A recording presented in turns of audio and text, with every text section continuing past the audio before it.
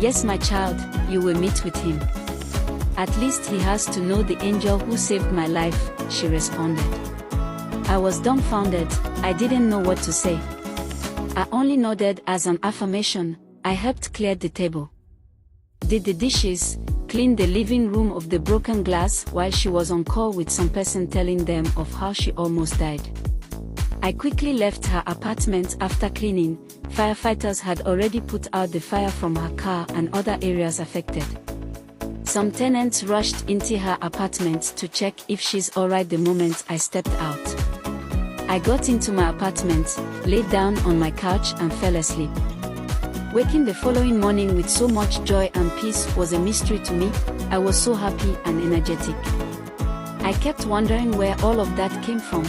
I made breakfast, rushed to my couch to watch one of my favorite programs when the doorbell rang.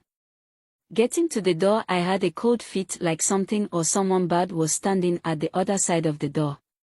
The doorbell rang for the third time, getting me more nervous.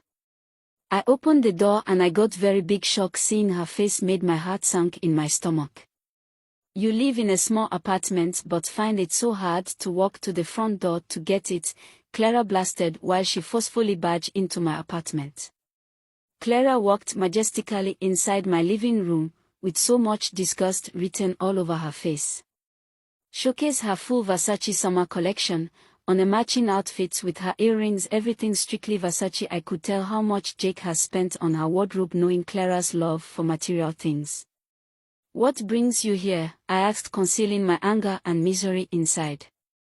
You have no right to talk when Mrs. Clara Jake Peak is speaking, the acting director of the Peak Family Associate, she spat. Now I get you came here to insult me and spit on me. There is no need for that since you have already won, I replied, still acting strong. I can't waste my precious time doing all of that. I came to remind you of how grateful I am to turn the table of your perfect relationship into terror. I knew something wasn't right about you since we became friends while we were kids. I promised myself to find out what makes you special no matter how long it took me, so I decided to keep being friends with you till I find out what it was. But then you trusted me so much to reveal your witchcraft to me. All I had to do was turn Jake's eyes away from you. His family bought the idea and you turned into a witch in their eyes, Clara revealed. Oh, poor Gabby. What will you do now? Clara mocked.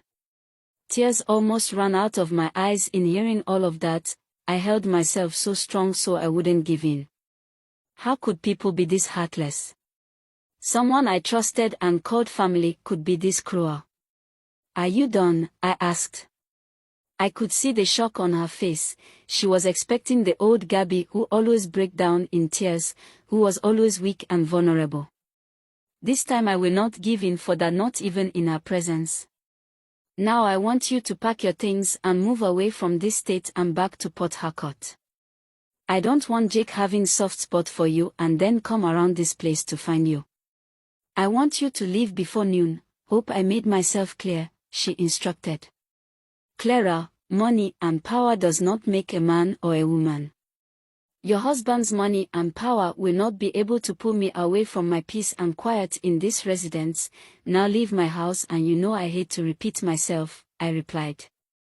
Don't leave here by noon and you will finally know if money and power can make a man or woman, she said before leaving and slamming the door. I sank into my couch wailing, how did I get here? My mother warned me about her a long time ago, but I refused to listen. Look at the mess I got myself into, how can this be? Clara telling me to move out from my apartment with so much pride and authority. Few minutes I got a call from the landlady, my dear Gabby, a certain lady came here to warn me about you and how evil of a person you are and wants me to kick you out of my apartment if you don't leave by noon. Is everything okay? She asked with a curious voice. Do you want me to come over to your apartment if this is something serious? She showed concern. That Clara, the girl I told you about, I cried out. What? She puzzled. She wants me to leave this place before noon. She doesn't want Jake coming around to look for me, I added. What nonsense. I thought they are happily married now, she asked. So I thought, I don't know what she wants from me, I replied. Today will be the last day she will step her feet into this compound. I will call the commissioner of police and other security agents. From now on you are under the care of the government. Not even a hair on your skin will be harmed, she revealed. It dawned on me that this landlady wasn't just a landlady who owns different prestigious compound, she is a powerful personnel who could possibly be dining with government officials on daily basis. You don't have to, I can handle it, I replied shakily. No Gabby, I will handle it this time.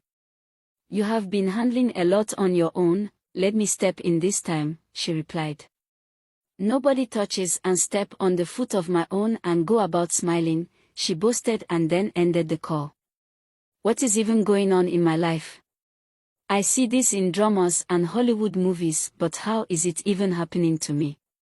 While waiting for the next episode, type your opinion in the comment section.